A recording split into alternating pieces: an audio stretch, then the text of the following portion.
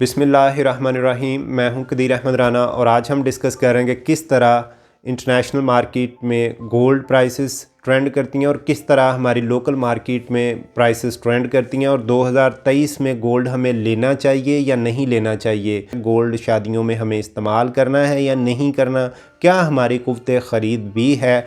ये सारे सवालात के जवाब आज हम इस वीडियो में आपको इंशाल्लाह देंगे। इसके लिए ज़रूरी है कि आप चैनल को सब्सक्राइब कर लें, बेल आइकन को लाजमी प्रेस किया करें ताकि जो भी हमारी नेक्स्ट वीडियो आए वो आप तक उसका नोटिफिकेशन बर वक्त पहुँच सके।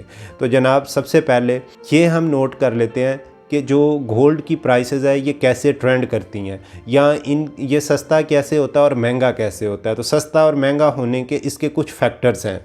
सबसे पहले इन फैक्टर्स को लोकल लेवल पे अंडरस्टैंड करने से बेहतर है कि हम इंटरनेशनल लेवल पे जो ट्रेंड होता है उसको अंडरस्टैंड करें ताकि हम लोकल लेवल पे फिर उसको आसानी से अंडरस्टैंड कर सकेंगे। हम समझते हैं कि हम एक कंट्री में हैं, लेकिन जब हम इंटरनेशनल लेवल की बात करते हैं तो हम एक ग्लोबल विलेज में हैं, एक ऐसे विलेज में जो पूरी दुनिया हर तरह से एक दूसरे के साथ कनेक्टेड है। वो तजारत हो, इकोनॉमिक्स हो या सोशल फैक्टर्स हो या इसके अलावा कोई और ह्यूमन बीइंग के कॉमन इंटरेस्ट हो, जिसमें इंटरनेशनल जैसे बहुत सी कॉन्फ्रेंसेस चल रही होती हैं क्लाइमेट चेंज के ऊपर कि हमें पूरी दुनिया को मिल के काम करना है। हमें जो इंटरनेशनल कॉमन इंटरेस्ट होते हैं तमाम कौमों के, उसके ऊपर एक कंसेंसस इस्टेब्लिश होता है यूनाइटेड नेशंस के अंडर। चीज़ को भी समझिए कि जो गोल्ड है ये बेसिकली इंटरनेशनल मार्केट में जिस तरह ट्रेंड करता है, जिस तरह फिर ये लोकल मार्केट में आता है, तो ये वहाँ पे भी हमें इसकी जो प्राइसेस है वो इंटरनेशनल मार्केट के मुताबिक ही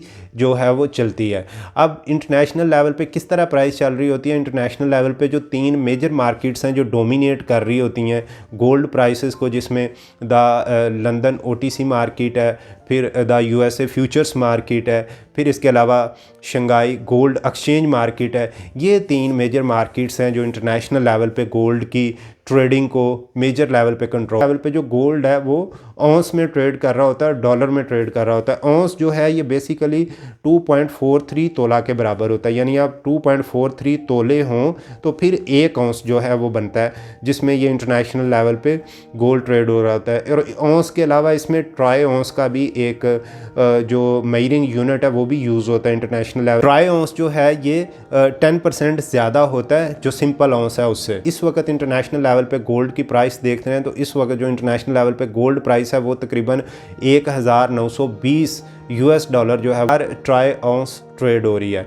अब ये जो इंटरनेशनल मार्केट है ये बेसिकली कोई 1800 से लेके 1900 के दरमियान कहीं वेरी कर रही है। क्योंकि ये दिसंबर 2023 तक ये जो ट्रेंड है ये कितना ऊपर जाएगा या कितना नीचे जाएगा, तो ये एग्जैक्ट फिगर तो किसी भी ने अभी तक प्रेडिक्ट नहीं की। लेकिन ट्रेंड एनालिसिस देखें तो ये जो इंटरनेशनल मार्केट है इसमें जो सप्लाई है उसके अगेंस्ट जो डिमांड है वो बड़ी है। अब सप्लाई एंड डिमांड का जो कंसेप्ट है ना ये इंतहाई आसान है, आप सबको समझ होनी चाहिए कि एक चीज़ जो मार्केट में बिक रही हो उसके ख़रीदने वाले बहुत ज़्यादा हों, कि जिस चीज़ को वो ख़रीद रहे हैं उसकी सप्लाई कम हो तो उस है वो खुद ब खुद ज़्यादा हो जाती है। तो ये बेसिकली होता है फेयर कंपटीशन, यानी शफाफ कंपटीशन, कि जिसमें आपने जो प्राइस है वो सप्लाई के हिसाब से तय करनी होती है। तो इसी तरह जो इंटरनेशनल गोल्ड मार्केट है इसमें डिमांड बढ़ रही है और जो हमारी सप्लाई है वो उस तरह से नहीं बढ़। जो सप्लाई और डिमांड का डिफरेंस आ रहा है वो तकरीबन 3 से 5% हो सकता है, मैक्सिमम 5%, अदरवाइज़ 3 to 2.5% इसके दरमियान में इंटरनेशनल जो डिमांड है वो इंक्रीज़ होगी गोल्ड मार्केट में। तो अब हम अगर पाकिस्तान और इंडिया की लोकल की बात, पाकिस्तान में इस वक्त तकरीबन 1,87,300 यानी 187,300 रुपीज़ पर तोला 24 कैरेट क्वालिटी के साथ।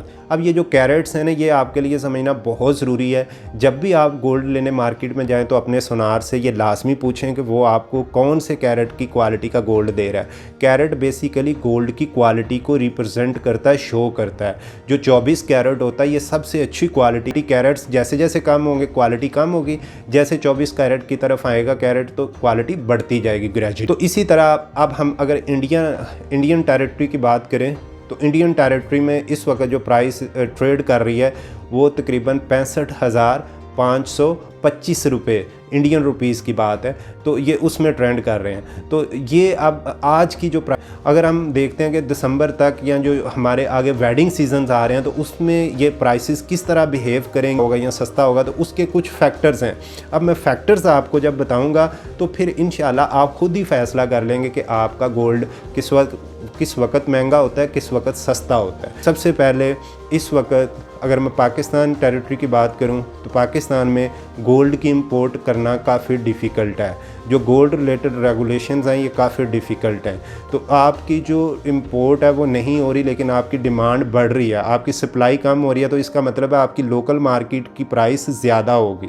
फिर दूसरा जो इसमें मेजर फैक्टर है वो है कि आपका जो इन्फ्लेशन है, इन्फ्लेशन मीन अफराते ज़र, यानी आपके पास पैसा ज़्यादा हो और उस पैसे की कदर कम हो रही हो तेज़ी से। तो इस वक्त तकरीबन 20 से 25% है अफराते ज़र। अब 20 से 25% अफराते ज़र लगा जब होता है तो फिर आपकी करेंसी डॉलर के अगेंस्ट डी वैल्यू हो जाती है, यानी आपकी करेंसी की जो वैल्यू है वो कम हो जाती है। तो इंटरनेशनल मार्केट से जब आप गोल्ड ख़रीदते हैं तो वो डॉलर में ख़रीदते हैं, तो जब आप डॉलर लेने जाते हैं तो फिर आपको ज़्यादा पैसों के इवज़ थोड़े डॉलर मिलते हैं। तो ये जो चीज़ है इसको फिर आपने इंटरनेशनल लेवल से जो मार्केट होती है जब वो वहाँ से इंपोर्ट करते हैं या उसके साथ आपकी लोकल मार्केट जो है वो रेगुलेट कर रही होती है इंटरनेशनल मार्केट के साथ, तो फिर आपकी करेंसी जो डिवैल्यूएशन होती है वो आपकी जो गोल्ड प्राइस है उसको महंगा कर। एक और फैक्टर आता है कि किसी भी कंट्री के जो स्टेट बैंक होता है या रिज़र्व बैंक होता है या जो मॉनिटरी पॉलिसी को रेगुलेट करने वाला बैंक या कोई फाइनेंशियल इंस्टीट्यूशन होता है किसी भी कंट्री का, वो भी अफराते ज़र को फिर अपने तरीके से कंट्रोल करने की कोशिश करते हैं। ज़र हो रहा है तो फिर वो क्या करते हैं, फिर वो गोल्ड को सस्ता कर देते हैं। अब गोल्ड को सस्ता करते हैं तो लोग गोल्ड ख़रीदना शुरू कर देते हैं। तो गोल्ड ख़रीदते हैं जब, तो वो ऑटोमेटिकली जो पैसा होता है वो किसी ना किसी तरीके से गवर्नमेंट के पास चला जाता है और गोल्ड जो है वो पब्लिक के पास आ जाता है। ये बड़े लंबे अरसे तक ये ट्रिक जो है मनी मॉनेटरी पॉलिसी के लिए गोल्ड को हम यूज़ करते रहे हैं। जैसा कि कदीम मिस्री जो थे वो भी इसको यूज़ करते थे। साल का एक ड्यूरेशन होता है जिसको हम वेडिंग सीज़न कहते हैं, शादियों का सीज़न। उस सीज़न में आके जब आपकी डिमांड इंतहाई ज़्यादा बढ़ जाती है तो आप गोल्ड लेने की सकत नहीं रख रहे होते, या आपके पास पैसे बहुत कम होते हैं और उस वक्त गोल्ड बहुत महंगा हो रहा होता है। तो वो हो रहा होता है इसलिए कि वो एक सडन अचानक डिमांड बढ़ गई है। तो बेहतर है कि आप अगर गोल्ड लेना चाहते हैं और आप समझते हैं कि शादी जो है वो गोल्ड के बगैर हो ही नहीं सकती है, तो फिर आप जो वेडिंग सीजन्स हैं उसके अंदर गोल्ड ना लिया करें। वेडिंग सीजन्स में गोल्ड इन डिसीजन मेकिंग इस तरह कर लिया करें कि गोल्ड यहाँ पहले ले लिया या बाद में ले लिया। लेकिन 2023 में जो हम समझते हैं कि एक्सपर्ट एनालिसिस ये है कि गोल्ड पाकिस्तानियों को नहीं ख़रीदना चाहिए, क्योंकि ये आम आदमी की पहुंच में अब रहा नहीं है। इसमें बेहतर है कि आपकी जो नेसेसिटी है, ज़रूरियात ज़िंदगी है, जो आपके बच्चों की एजुकेशन है, आपकी अपनी हेल्थ है, आपकी फूड है अच्छी, आपकी मेडिसिन है, अगर आप वो पूरी कर रहे हैं और इसके बाद आपके पास अपनी नेसेसिटी ऑफ लाइफ को पूरा करने के बाद कोई प्रॉपर सेविंग आपकी है, तो फिर आप वो सेविंग से आप गोल्ड ख़रीदें। ये गोल्ड 2023 में महंगा होगा, आपको उसका फ़ायदा होगा। अगर आपके पास पैसे नहीं हैं और आपकी जो इनकम है वो ये गुंजाइश नहीं दे रही कि आप अपनी ज़रूरियात ज़िंदगी को इस तरह कट करें कि आप बीमार हो। इन फ्यूचर हमारे कंट्री में जब एक स्टेबल गवर्नमेंट आएगी, हमारी एक स्टेबल इकोनॉमिक पॉलिसी बनेगी, स्ट्रेटेजिक पॉलिसी जो जैसा कि हम एम्फसाइज़ कर रहे हैं कि 20-25 साल कम से कम पाकिस्तान के लिए एक लॉन्ग टर्म पॉलिसी बने जिसमें स्टेबिलिटी आए, तो फिर जो गोल्ड प्राइसेस हैं ये इंशाल्लाह स्टेबल होंगी। डॉलर के अगेंस्ट जो हमारी पाक करेंसी है ये भी डीवैल्यूएशन जो हो रही है ये भी कम होगी। तो उस वक्त फिर हमारे लिए एक प्रॉपर डिसीजन करने का टाइम होगा कि हम गोल्ड ले सकें। बाकी इसके अलावा जो शादियां करना चाहते हैं गोल्ड लेके, उनके लिए बहुत हमारी एक्सपर्ट ओपिनियन है कि किसी भी सूरत आप कर्ज़े लेके गोल्ड ना लें। 2-3 चीज़ें आप नोट कर लें कि गोल्ड आप लें या ना लें, इससे आपकी शादी की कामयाबी या नाकामी का कोई तल्लक नहीं है। गोल्ड आप लें या ना लें, इससे आपकी कामयाब ज़िंदगी होने या नाकाम होने का कोई तल्लक नहीं है। गोल्ड आप लें या ना लें, आपकी खुशियाँ इसके बगैर भी हो सकती हैं, इसके साथ भी हो सकती हैं। तो आप प्लीज़ अपने जो आमदन है उसके मुताबिक अपनी लाइफ को सिंपल करके गुजारें और सिंपल रखें अपनी ज़िंदगी को, बिल्कुल मुश्किलात में ना डालें। आप शादियों को सिंपल, आपके पास पैसा है, सेविंग है, आप अपने कारोबार में लगाएं, आप अपने बच्चों के मुस्तकबिल पे लगाएं। प्राइस दिसंबर 2023 तक और शादियों के सीज़न में जो गोल्ड प्राइस है ये तकरीबन 2 लाख के ऊपर नीचे या आसपास कहीं पे ट्रेंड कर रही होगी।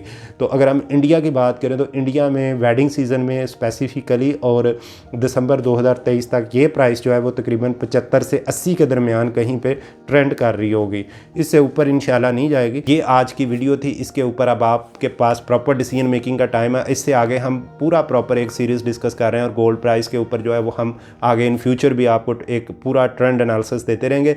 आप इस तरह की वीडियोस देखने के लिए हमें ज़रूर सब्सक्राइब करें और बेल आइकन को लाजमी प्रेस करें ताकि आपके पास हर वीडियो का नोटिफिकेशन आए और आप प्रॉपरली टाइम पे उसको देख सकें। Thank you very much. अल्लाह हाफिज़।